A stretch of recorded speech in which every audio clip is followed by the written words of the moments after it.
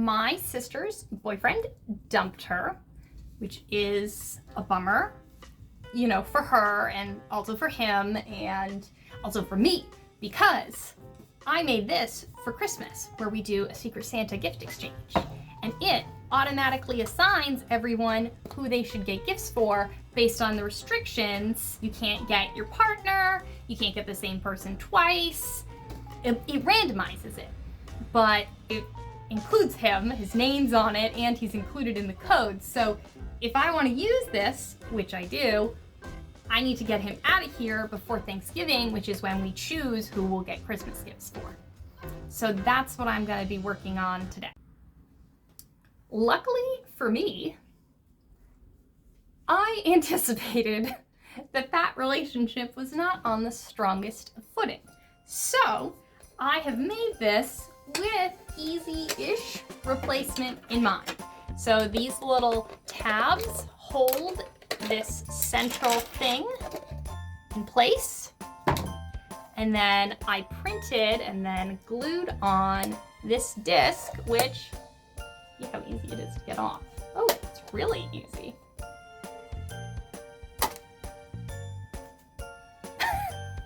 That was easier than I thought it would be. So I'll just print a new one. Now you can see all the internals. Let me just stick this back on to show you how it works, and then we can get started on fixing it. Turned off the lights so that the light on here is easier to see, but when I tap it, I'm using RFID chips, and it is registering each chip and assigning it to one participant in the gift exchange. Then it is going to show us, when we tap again, who that person should get gifts for. And if you tap it a second time, it hides it, and then the box would be passed to the next person, who would tap their tag and see who they should get gifts for. However, a couple of these tags aren't working perfectly, so that's something we'll want to fix. So as I'm thinking about this, I'm remembering some of the choices that I made. Firstly, that I made these little standoffs that are sort of designed for a screw, but instead I just rolled up a piece of paper and wedged it in there, which did work. Some of the lights weren't bright enough, so I painted them with white paint so that they're more reflective. And on one of them, it was so dim, I added this little scrap of paper to be an additional bounce for the light. And then, because I was nervous about soldering in the RFID reader, I've used these DuPont cables, which then are really squished up against here, to the extent that I melted a hole to be able to fit them in. So, yeah, it's not my best work,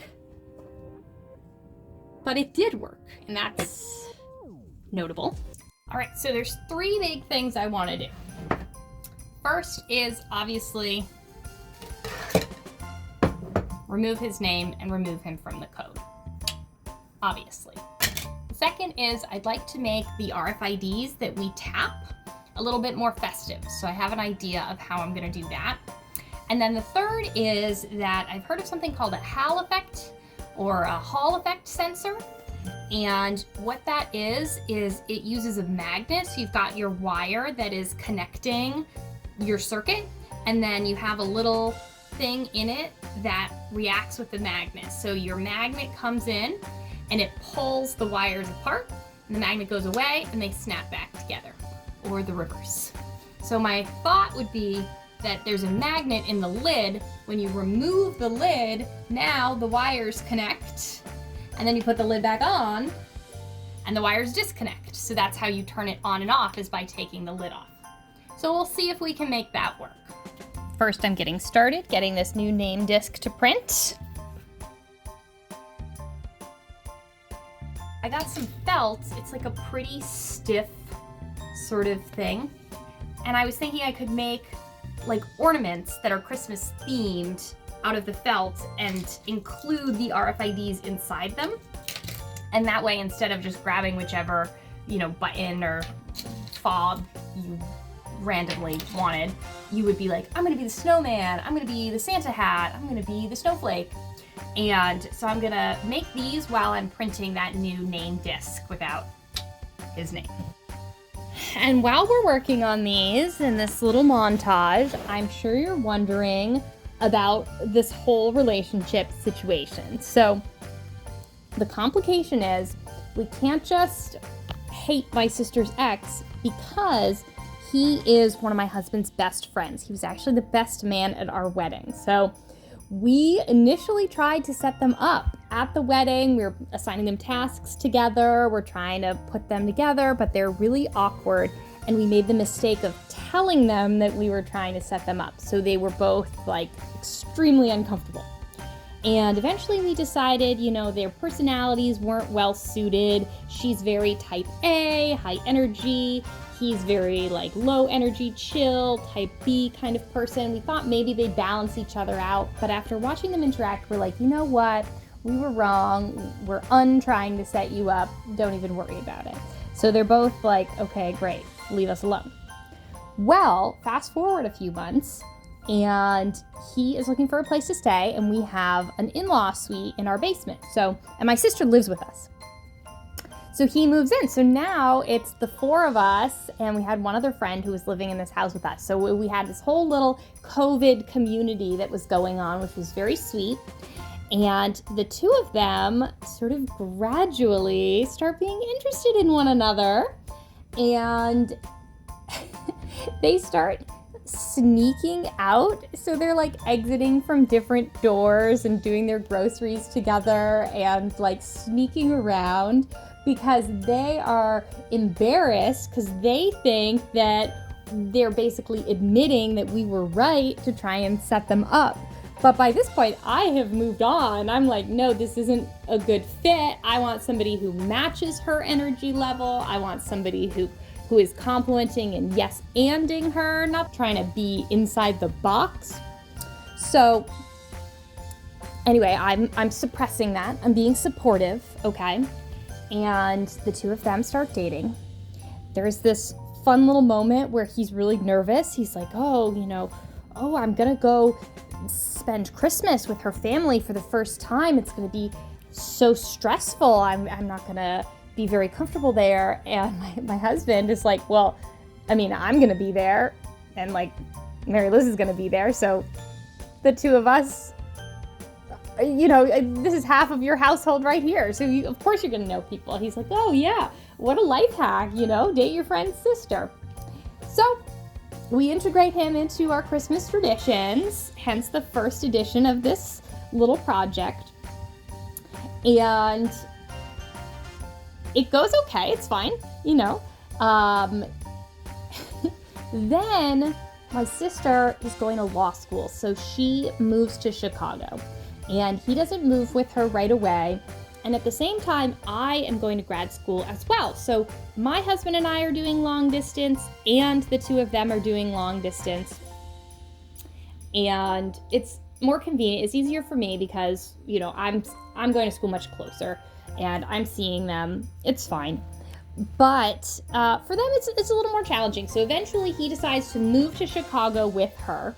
And that's tough because he doesn't know anybody. She's got a whole community. She's in this challenging program. She doesn't have time to like hold his hand and help him make friends. And, that would be rough for anybody. That's fine. But,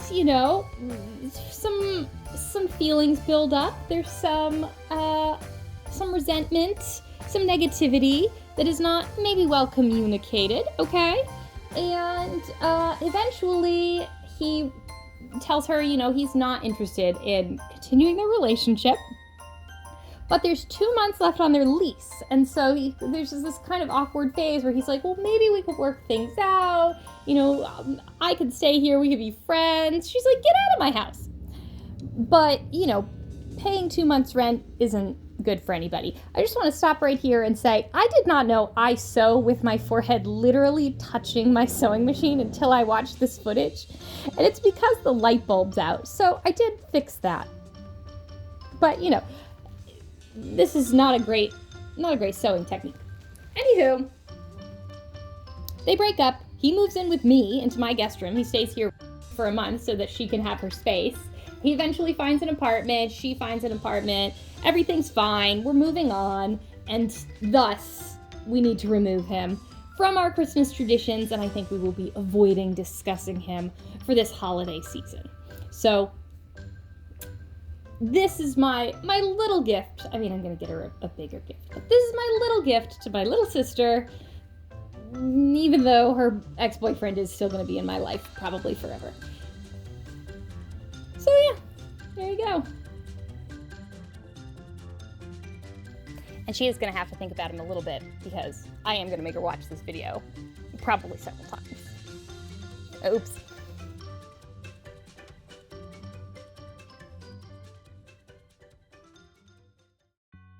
Here are the RFID things that I made. So each one of them has one of those buttons inside. So we got our Christmas tree, our little holly berries, the buttons on the inside of the berries. I made a star. This one's an ornament. And then I made a bow and a Santa hat. Okay, so I've got the finished disc. It's got the right names on it. Now I need to change the code so that the logic matches what's on the disc and we don't have any invalid matches and that extra LED lighting up. So the way this code works is that everyone is listed and they have a tag that's either the number of their partner. So say I'm number 1, my husband would be number 2. And then I would have attributes that say partner number 2. And he would have an attribute that says partner number 1. Anyone who doesn't have a partner is just a 0, so they are allowed to match with one another. And the way the algorithm runs, I'm just testing right now to make sure that just by eliminating the ex-boyfriend, I haven't accidentally made it so that now my sister can't match with my brother's fiance, who is the next person down on the list in that numerical position. I'm also testing to make sure that I can keep all the LEDs set up. I do have to do a little bit of soldering. Ideally, I'll be able to make this work without doing that much extra soldering because I have all these ideas about how I could make the lights brighter or streamline everything. But unfortunately, well, I'll show you.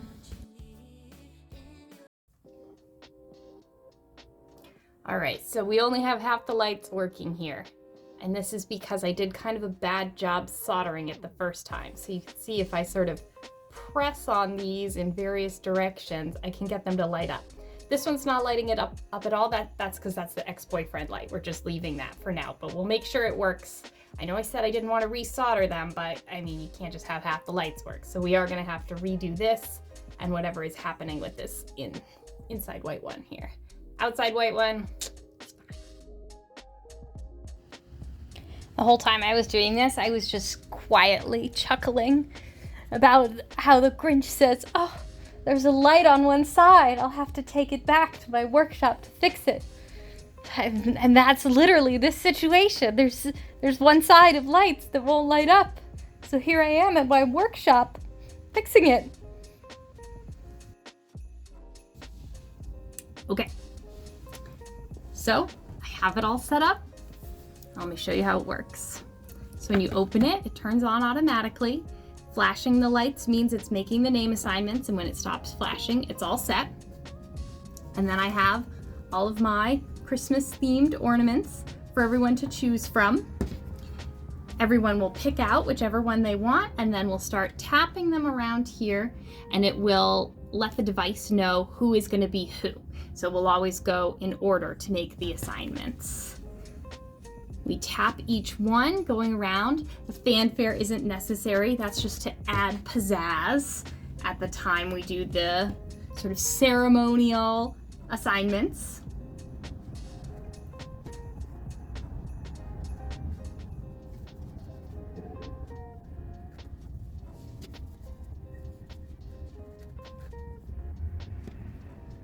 Okay. So then once everyone is signed in, we'll start passing the box around and everyone will tap sort of secretly to see who they are assigned to get gifts for. So this person gets these 2 people, they tap it, and they pass it to the next person. and then they get their assignments and they pass it along.